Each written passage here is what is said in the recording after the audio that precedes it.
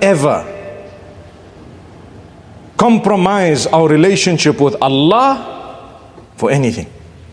That comes first. Then the Hajj is being celebrated. You will understand why.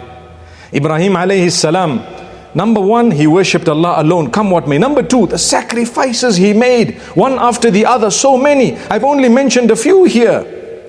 Later on also, he had so many sacrifices, one after the other.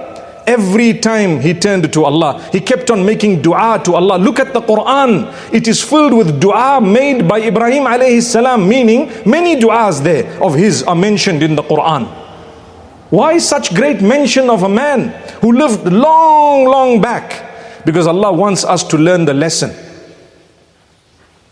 Look at his family members. His wife was left with a child, Hajar and Ismail, in Makkatul Mukarramah. Nothing to eat or drink. What was the conviction? Allah will provide. The wife asks him, Allahu amaraka bihada?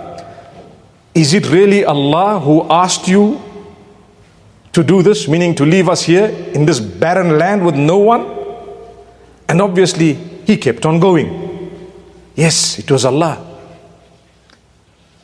Some time later, what did they need? Water. Water, root of life. It came gushing from nowhere. My brothers, my sisters, when you are in desperate need of Allah and you are close to Allah and you ask Allah and you continue to ask Allah, it might take not 7 rounds from Safa to Marwa, not 7 days or 7 months, it might take 7 years for you and I. We are not prophets of Allah. But I promise you, when the Zamzam comes gushing, it will gush for a lifetime. I'm talking about in your life and mine. We're talking about sustenance. You will be shocked what Allah's done for you in 7 years. But be patient. Don't lose patience. We are too impatient. You make dua today. At Asr time you said, you know what, it was Jumu'ah. I went to the masjid. I cried to Allah. I shed tears. Allah doesn't want to listen to me. Hang on, it's only Asr, man. It's only time of Asr. You got to wait 7 months to 7 years. The cycle, sometimes people say it's 7 years. As Muslims, we don't believe that per se, but we do know that it's Allah's timing. So hang on, be patient, my brothers, my sisters. Maintain that dedication. Look at what Allah tells Musa alayhi salam and Harun. Allah says they were making dua against the Pharaoh for a while. قَالَ قَدْ أُجِيبَتْ دَعْوَتُكُمَا فَاسْتَقِيمَا. The word is فَاسْتَقِيمَا. Allah says, you've been calling out to us, right? For the destruction of the Pharaoh.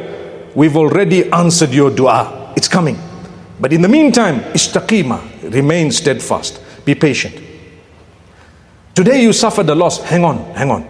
Be patient. Continue in your relationship with Allah. A day of victory has to come 7 years from today. Like I said, all of us, how many problems have you had in your life? I'm repeating it because it's a very important question. Were they not days in your life when you thought, I'm not going to make it, and today where are you sitting? Subhanallah. Beyond imagination. But that time you were crying, you thought Allah's not responding. Look at where you are today. You're sitting so happy. You're sitting with such goodness. Where is the gratitude to Allah? What happened to those days when you were saying, Allah's not listening to me? Where did all that go? And then guess what? Another test is also coming soon, because that's the nature of life. If Allah gives you life long enough, wait, another one's coming. And the good news or the bad news is that the next one's going to be bigger than the previous one, because even at school you can't have the same questions of grade 1 all along. It has to continue further and further. It has to become bigger and bigger. عِظَمُ الْأَجْرِ مَا عِظَمِ الْإِبْتِلَاءِ إِنَّ اللَّهَ إِذَا أَحَبَّ عَبْدًا ابْتَلَاهُ. So many narrations show you the greater the test, the greater the reward. When Allah loves you, He tests you more. He will give you the challenges.